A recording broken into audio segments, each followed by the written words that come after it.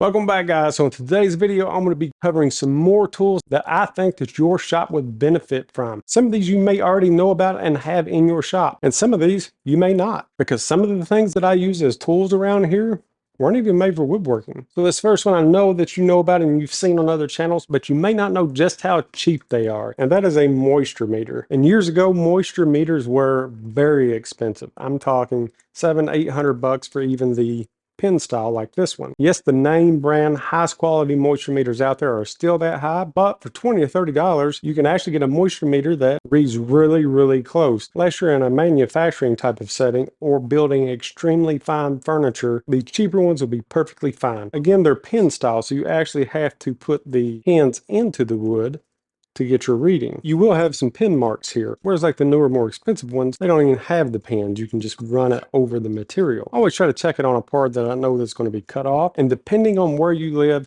make sure it's right around 6 to 8%. This is all going to vary, and you have to account for the material picking up moisture. You can actually take this little baby into the big box stores with you, see how hot the wood is reading. That may actually help you make your decision on which piece to buy. And regardless of what type of lumber that you're building with, be it construction grade material or high-end material, you need to check the moisture before working with it. But the last thing that you want is to make a piece of furniture that's at 20% moisture. And as that moisture evaporates, you start seeing big gaps in your material. So yes, it's 20 or 30 bucks, but in the long run, this thing's going to save you a lot of headache. So these next couple may actually surprise you a little bit because they're not designed for carpentry. They were actually designed for the medical field, and the first of those two is trauma shears. So this is just a really cheap old set, but you can still get a decent set for less than 10 bucks. I was a registered nurse for over 15 years, and most of that time was spent in the emergency room. So in the emergency room, you will see a set of trauma shears on every single nurse and paramedic there because they can cut through about anything. So let's see what these old trauma shears can do. So this is a piece of leather that is actually thicker than a typical belt. Normal scissors will not cut this. Trauma shears,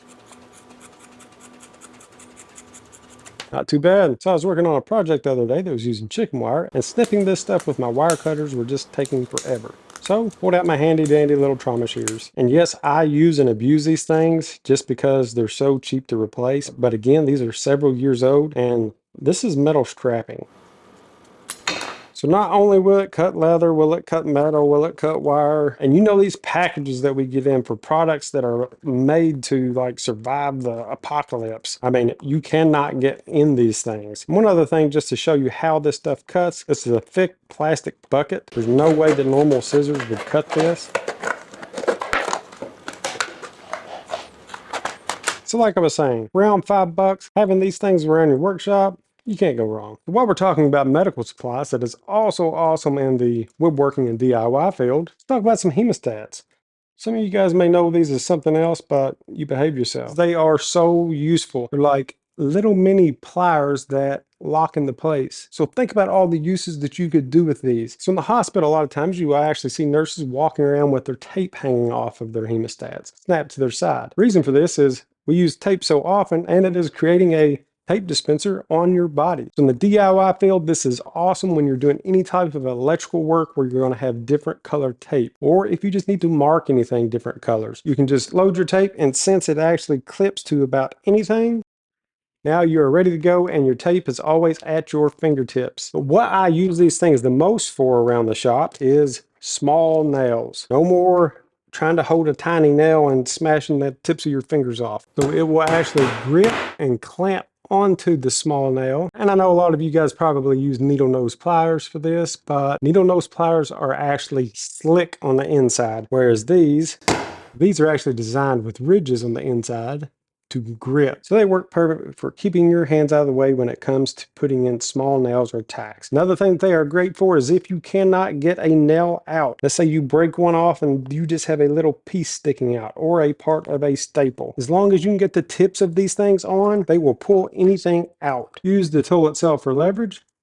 Pops right out. Another awesome use for one of these, I know this is not woodworking related, but it's DIY. If you're working on any type of a small engine that has a fuel line that you need to clamp off, these things are perfect. So these are just another example of if you can think outside of the box and use tools created for other things, kind of like our sewing button spacer, you can borrow the ideas from some of these other professionals and they work out perfect in your shop. And so for this next one, we're going to head over to the drill press because It's actually fastened to it. I actually use this all the time. It is a drill press vise. So what this is going to do is hold your material firmly into place while you make your cuts. And the standard vise will run 20 to 30 bucks. This is actually called an XY or a sliding vise. So not only does it act as a vise and hold your material into place, but you can also fine tune your material placement with these two different worm drive slides. Now this is not going to be in the $20 to $30 range. I think the cheaper ones like this are still 60 or 70 bucks. But even if you do not need one of these with the slides, if you have a drill press, you need a drill press clamp. And for this next one,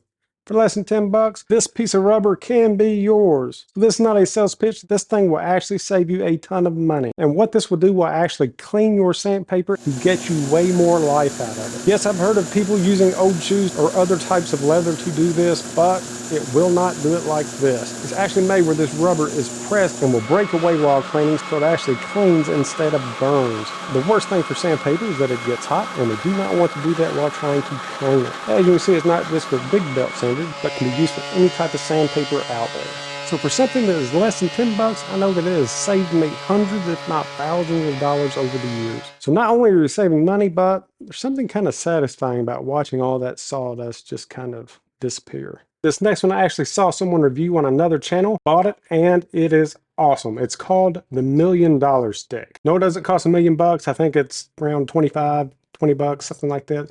It's a back scratcher.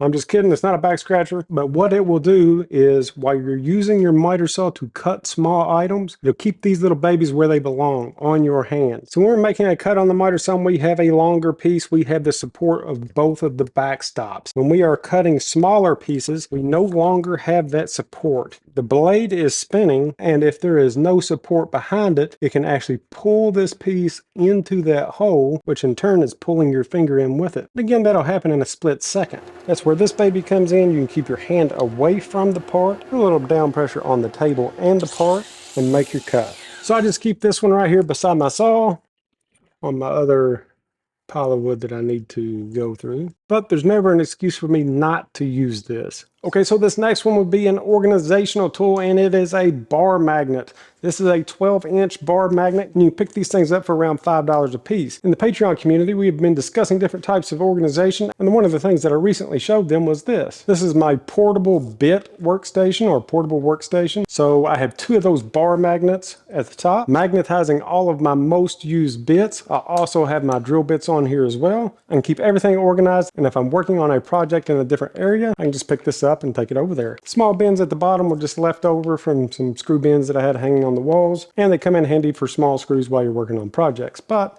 the main part of this is the magnets at the top and the fact that it keeps your bits magnetized. Even bits that did not come from the store magnetized, they're magnetized after you use this baby. And probably one of the most popular things for people to do with these magnets is to hang them on the wall. So let's head over to the Thunder laser. Another great thing to do with this is if you have a laser, you can use it to hold your material in place. And while we're talking about low-cost magnet, how about the magnets with the hooks built onto them? You can pick them up on Amazon for about $1 a piece, and they're super handy. You know, but almost every tool that we buy has these odd wrenches that come with them that are supposed to stay with the machine, but there's really not ever any place to actually store them. Well, that's where these things come in. All that I've done is taking a small snap ring and attached the tools that came with the machine. We'll hang this onto our magnetic clip, and the tools are always where you need them, theoretically. So for $1 a piece, if you pass that up, I promise you the next time that you're looking for your wrench to change your blade, you're going to be thinking about that. And so this next one, I actually stumbled across while I was finishing the Black Widow dresser over there. All the different shapes and contours, I decided to give this a try. The stain pad by Makers, and they actually make a couple of different sizes. They have the original and they have the extra thick, but essentially what it is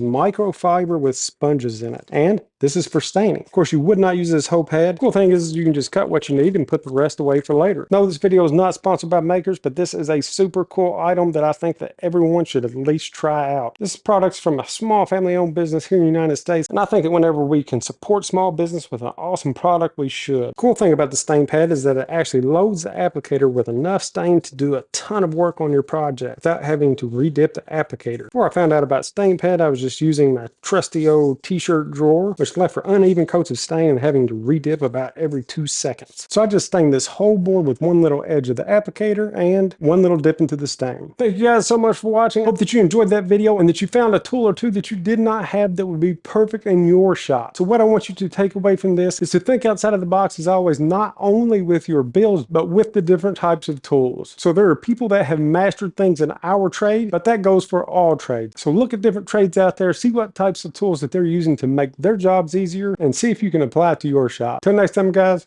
we'll see ya.